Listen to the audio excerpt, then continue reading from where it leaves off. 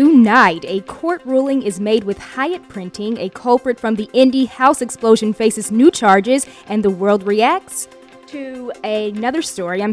Before we begin, let's take a quick look at weather. What a great day we had today with sunshine and temperatures in the mid-40s. Temperatures will only be increasing as we head into the weekend. How high will temperatures reach, and will we have a chance for rain? Stay tuned for my full forecast. Live at 5 starts now. Live from Ball State, you're listening to WCRD News, live at 5. Good evening, I'm Danielle Ortiz. And I'm Tori Lay. We begin tonight with your Ball State and local news. Tonight, an innovative teacher and librarian, Mr. Shu, comes from Illinois to talk to Ball State students. Shu will speak at 7 p.m. in the Teachers College, room 101. The conversation will focus on teacher and librarian roles, technology to connect children and books, and reading tips. Shu currently serves on ALSC's Children and Technology Committee, AASL's Best Websites for Teaching and Learning, and Reader's Choice Award committees. The event is sponsored by the Student Education Association, Education in Action, and Kappa Delta Pi.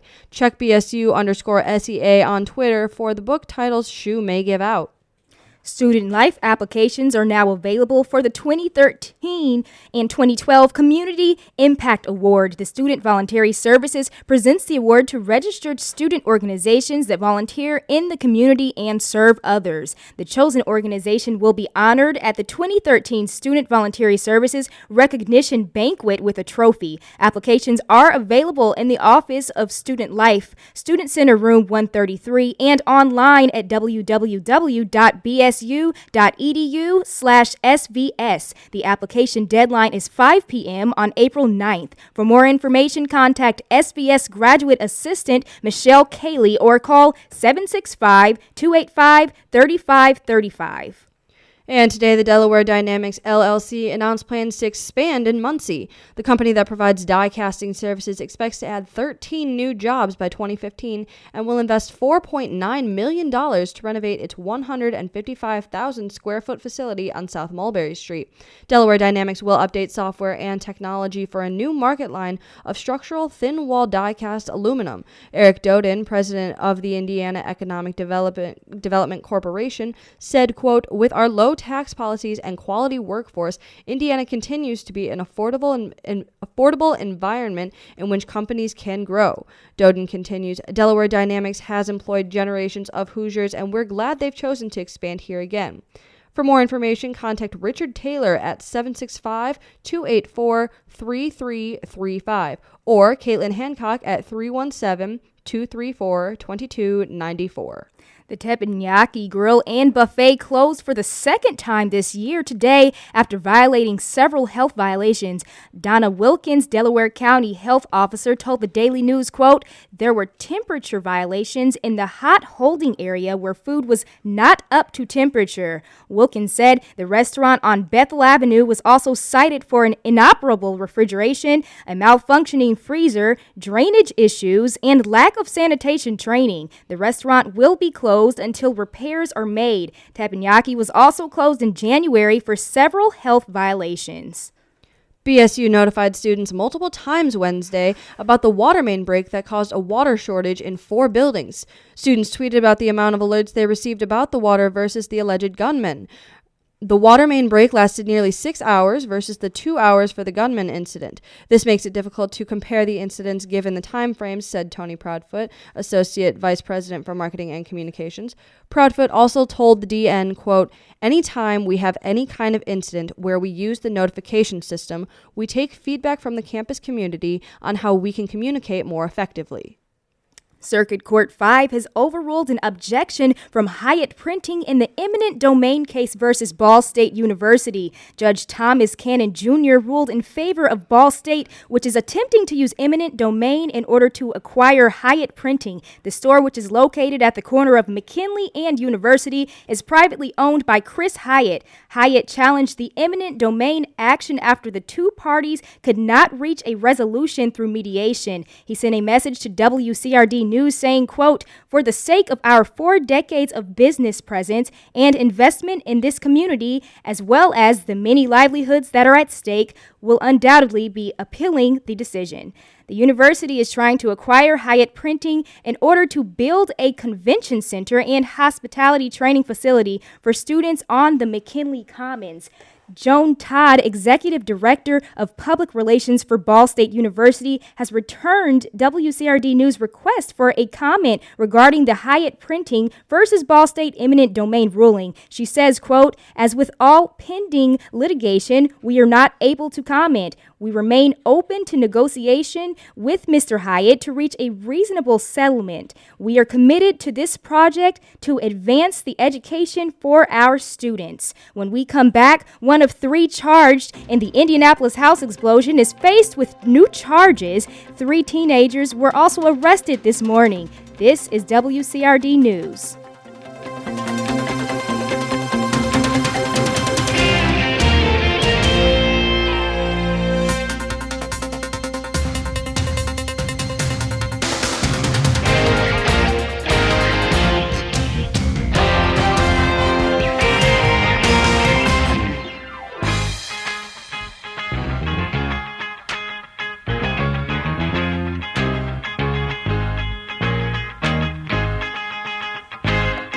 Welcome back to WCRD News Live at 5. We begin now with your state headlines. One of the 3 people charged in the deadly Indianapolis house explosion on November 10th is now facing 1 count of conspiracy to murder. Mark Leonard reportedly tried to hire a hitman to kill a key witness in the case against him, his girlfriend, Montserrat Shirley, and his brother, Bob Leonard. According to the affidavit, Leonard asked a fellow inmate at Marion County Jail to put him in contact with a hitman to take care of a witness who was, quote, blabbing. Prosecutors say that Leonard wrote and signed a contract to have the witness killed, promising a $15,000 kill fee once he was released. The deal was confirmed in a recorded phone call between Leonard and an undercover officer posing as a hitman. Leonard also offered a $5,000 bonus on the 2 conditions that the hitman convinced the witness to retract his testimony and then make the killing look like a suicide. A House committee Thursday made changes to a bill creating new criminal penalties for activists sharing photos or videos of potentially embarrassing or illegal activities at farms and factories. As Indiana Public Broadcasting's Brandon Smith reports, the changes are intended to help ease concerns about free speech issues with the bill. The original bill made it a crime to disseminate photos or videos taken in agricultural and industrial operations intended to harm the business, such as animal rights activists posting defaming video of slaughterhouses. After an amendment approved in committee, the bill would now make it a crime simply to take pictures or shoot video at all in an effort to hurt or defame the business, not mentioning distribution. The legislation still contains whistleblower protection if a person gives the photos or videos to law enforcement within 48 hours. Markle Republican Senator Travis Holdman says removing the dissemination language doesn't make much difference. If you disseminate or distribute to somebody other than law enforcement, that is going to be prima facie evidence that you did something wrong. So we don't have to say it for it to be understood that that's illegal for you to have done what you did. Humane Society Indiana Director Aaron Huang says the changes certainly don't make the bill better. I think even with the amendments, the point here is, and the point of this bill, is instead of cleaning up the abuses that have been uncovered in other undercover investigations, they want to prevent the American people from finding out about it. House Speaker Brian Bosma says he still has some concerns about the constitutionality of the measure and will continue to study it as it now heads to the House floor. For Indiana Public Broadcasting, I'm Brandon Smith. 3 Indianapolis teenagers were arrested this morning after reportedly stealing the truck of a Carmel resident. Police were called around 4 a.m. after a man reported his Ford F-150 truck as missing from his driveway. Officers later found the truck in the McDonald's parking lot at Keystone and Carmel Drive and arrested 2 of the suspects. The other, who was driving a separate car, was found hiding behind a dumpster in the area. Police arrested 18-year-old William Devontae Boone, 19-year-old James Lamont Moore, and a juvenile. All 3 faced the charges of theft and vehicle theft. The juvenile is also being charged with possession of a handgun without a license.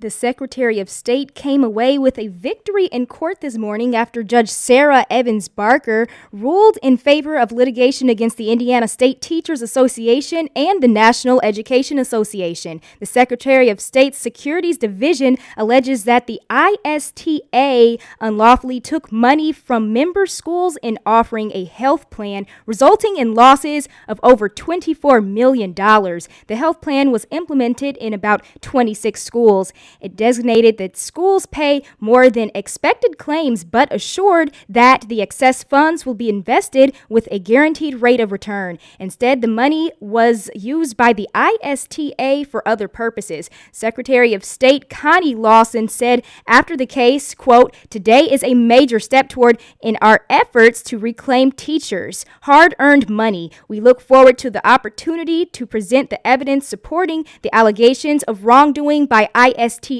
and the NEA in our pursuit of full recovery of the losses suffered by the victims." Governor Mike Pence, along with Lieutenant Governor Sue Ellspermann and Indiana State Department of Agriculture Director Gina Sheets, will visit central Indiana agribusinesses tomorrow. They will discuss technological advances and opportunities for growth within the companies, as well as touring businesses. Rules and regulations will also be highlighted throughout the visits. Media is welcome to attend any of the business outings, and the schedule of visits will be posted to www.in.gov/gov. The proposed alterations to Indiana sentencing policies could result in harsher punishments for anyone in possession of or dealing marijuana. A state Senate committee will likely vote Thursday on increasing the felony and misdemeanor levels of the marijuana crimes. This comes as a result of Governor Mike Pence's requesting stricter policies for low-level offenders. The plan aims to place those convicted of low-level offenses in work release and other local programs instead of sending them in prison.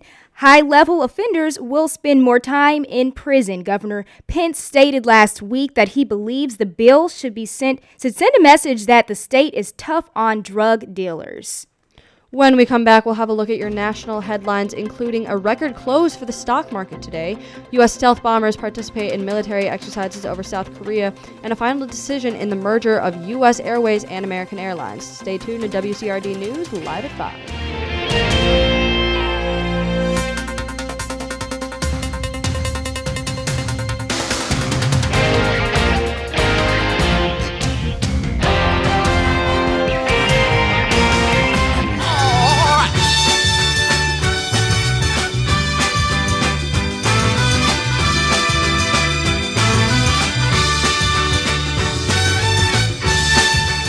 Welcome back to WCRD News live at 5. We turn now to your national headlines.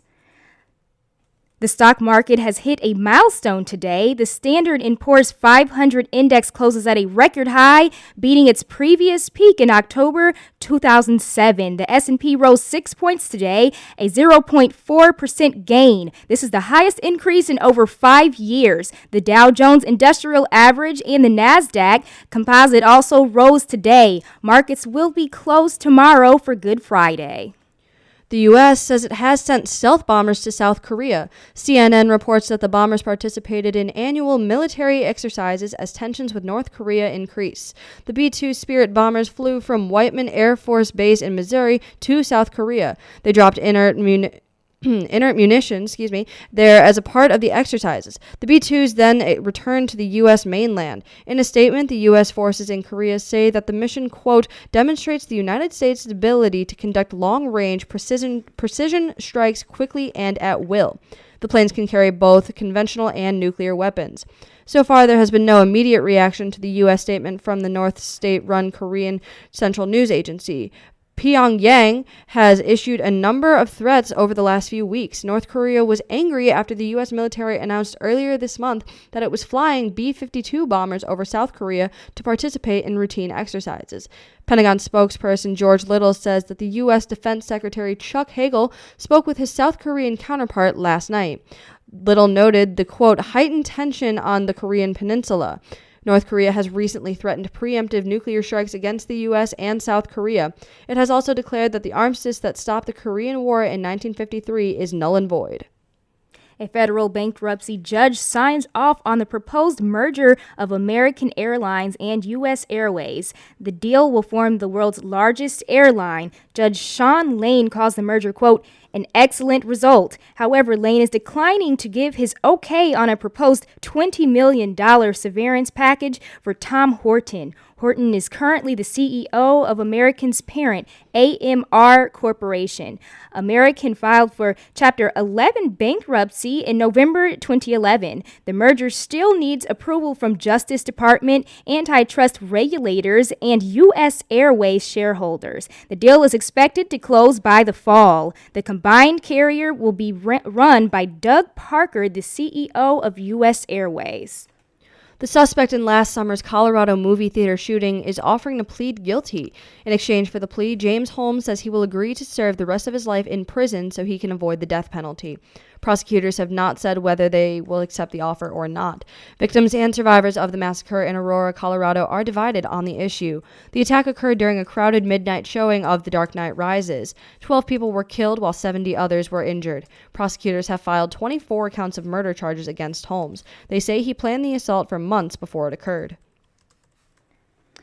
President Obama expects an immigration bill to come before the Senate next month. In an interview with the Spanish language network Univision, he voices optimism that a final bill will pass through Congress this summer. A bipartisan group of senators missed a self-imposed deadline to submit an immigration reform bill by the end of March. That group is known as the Gang of Eight. Obama says the group is actually making progress and is close to reaching a final agreement on a bill.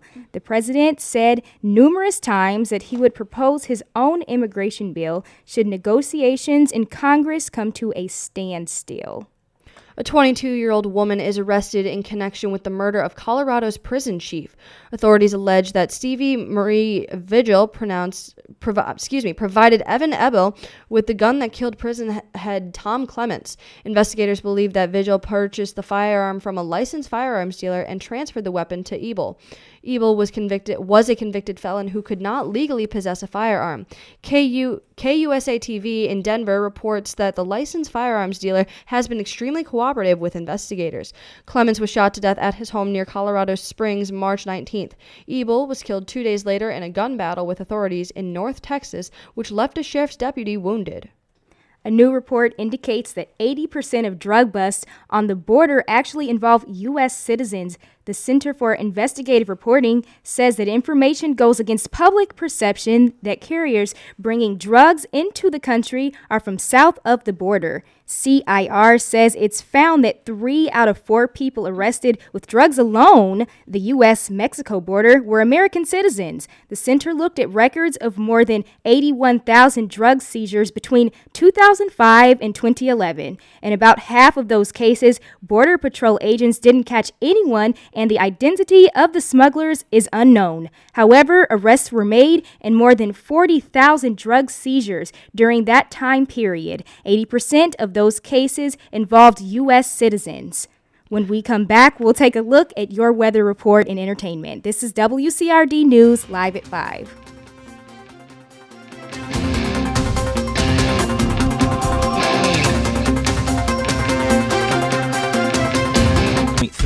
The pulse of Ball State. Now, your forecast from the WCRD Weather Center. Hey folks, I'm Nicholas Sanchez, your forecaster for this evening. Before I begin my full forecast, the weather team is going to talk about impact-based warnings, which is a new concept developed by the National Weather Service to better explain the anticipated impacts from severe thunderstorms or tornadoes. Here's more from the WCRD weather team. As part of Severe Weather Preparedness Week, our goal is to let you know about the different types of weather warnings.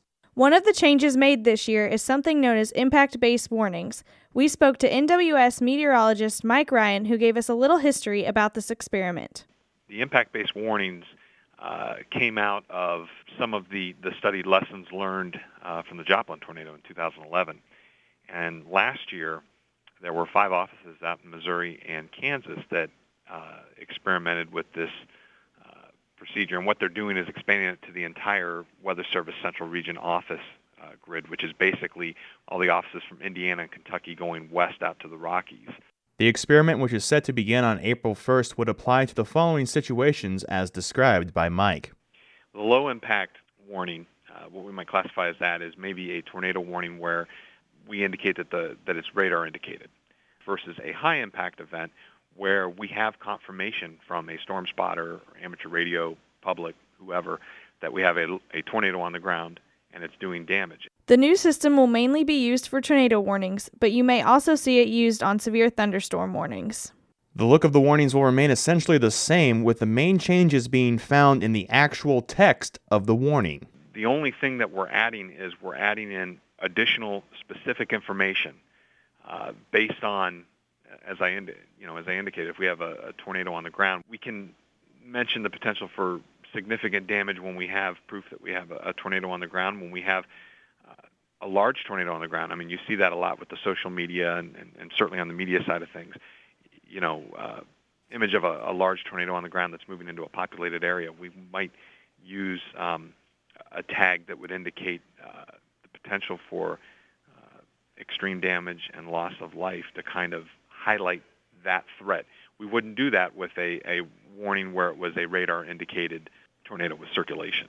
The main goal of this project is to get people to take the correct steps to keep safe. We're trying to communicate the recommended actions in a more concise manner. If we have a large tornado moving into a populated area, we want to be able to convey that threat a little bit, kind of with a stronger wording than what we have available now. And that's part of the basis for doing this experiment. At the end of the year, the NWS will evaluate the information gained to determine how to improve these warnings to better keep you safe in the future. I mean, ultimately, we're in the business of protecting life and property, and we see this as another way to enhance that capability. I mean, that's our mission, and that's what we're trying to do here. If you would like more information about the changes, go to crh.noaa.gov and click on the link under today's top news. For WCRD, I'm weather forecaster Samantha Garrett. And I'm Assistant Chief Forecaster Michael Behrens. Thanks, guys. Now look at the full forecast. Today we had some very comfortable weather with mostly sunny skies and a high of about 45. This should have melted away most of the snow we had laying around from earlier this week. If not, it should all be gone once the weekend comes around. Tonight we'll have mostly clear skies and a low around 28. The record high today was set in 1998 when temperatures reached 79 degrees. For this weekend, we will have temperatures hitting the mid-50s Friday and will stay in the mid to low 50s until Sunday. Unfortunately, Saturday, Sunday, and Monday, we will see chances of showers throughout the day and or night. Now taking a look at some weather around Indiana. Indianapolis had some very nice weather today with clear skies and a high of 47. Tonight they're looking at mostly clear skies and a low of 28. And Fort Wayne hit a high of 46. Tonight they'll have a low of about 26. Both Fort Wayne and Indianapolis are looking at high temperatures and a chance of rain for the weekend. Now for the 5-day forecast, Friday will have a high around 50 with mostly sunny skies and a low around 30. Saturday will begin with mostly sunny skies and a high around 55. Later towards the night, we'll have a low around 41 and a slight chance of rain. Going into Sunday, we are looking at a high of 54 with another chance of showers. Throughout the day and into the night, the low will be around 35. Monday, we'll have a high around 40 with a low of 27 and another slight chance of rain sometime in the day. Tuesday looks like we'll have temperatures in the low to mid 40s with a low in the upper 20s with partly cloudy skies. The days following Tuesday look clear and calm. Now with Sarah Tribblebus with entertainment.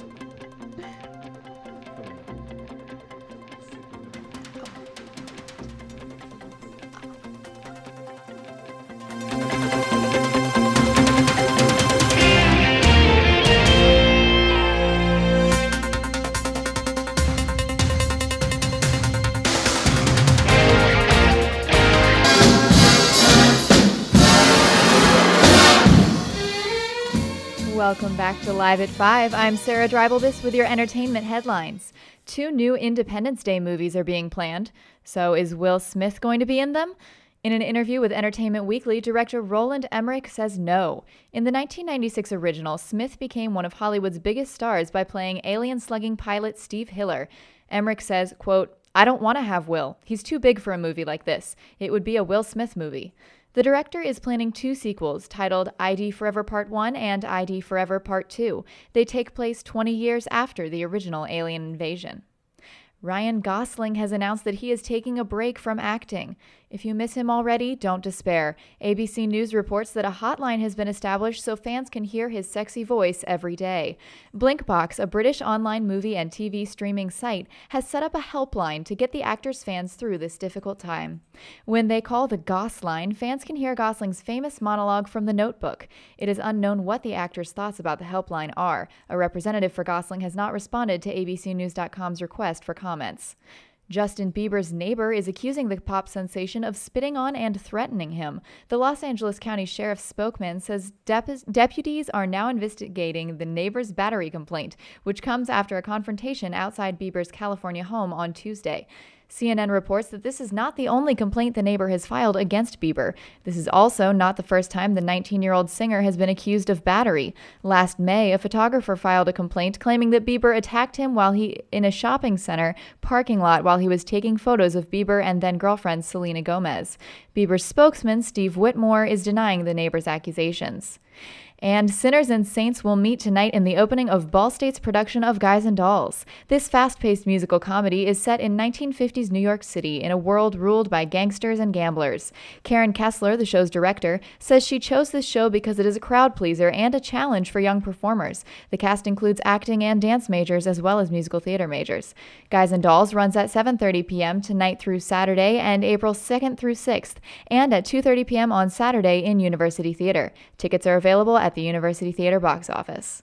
Thanks, Sarah. We now have another local story. Cardinal Wings, a philanthropic group on campus, got snowed out, overbooked, and continues to raise funds for students in need.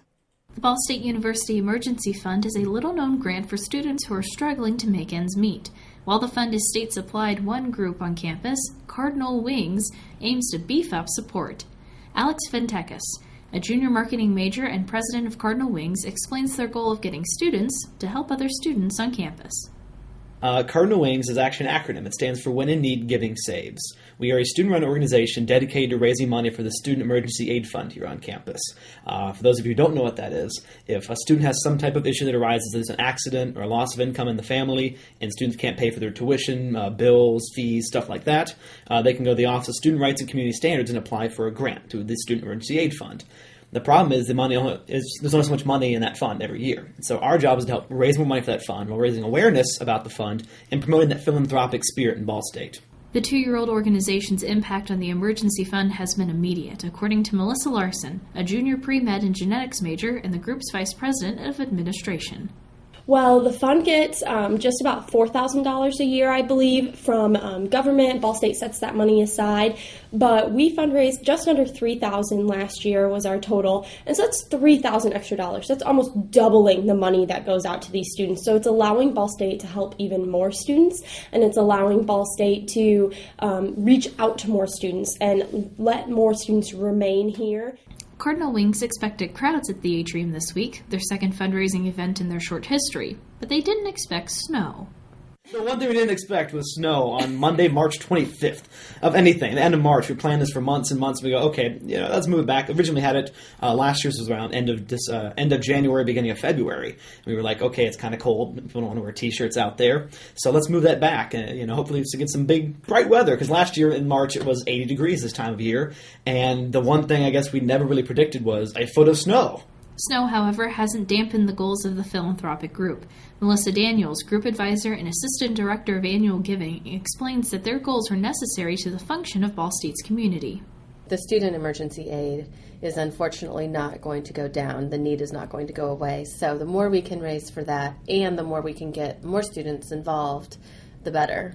Students of every type can and have used the emergency fund for assistance. Daniels explains that students of every background and class in school have benefited from assistance, including non-traditional students.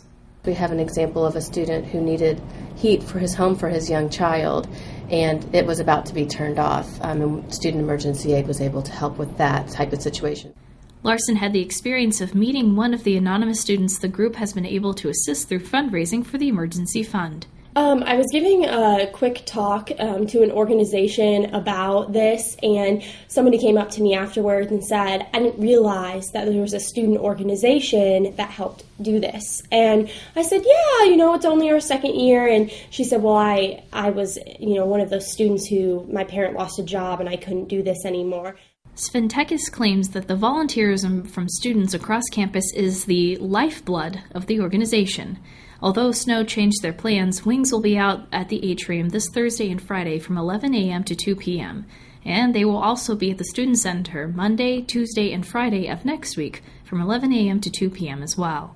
Donations of $15 will get you a t-shirt, and volunteers will be out to remind you of the goal of Cardinal Wings. As Larson explains, Cardinal Wings' sole purpose is to have students who help other students. This has been Lauren Chapman, WCRD News.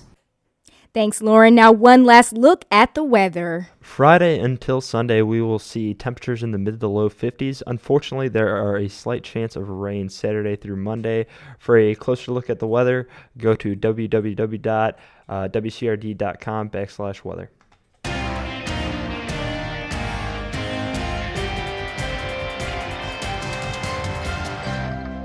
For Danielle Ortiz, Sarah Dreibelbis, Nick Sanchez, Lauren Chapman, Brandon Smith, and AJ Brammer, I'm Tori Lay. Tune in tomorrow for Live at 5 for more from your WCRD News team. Good night.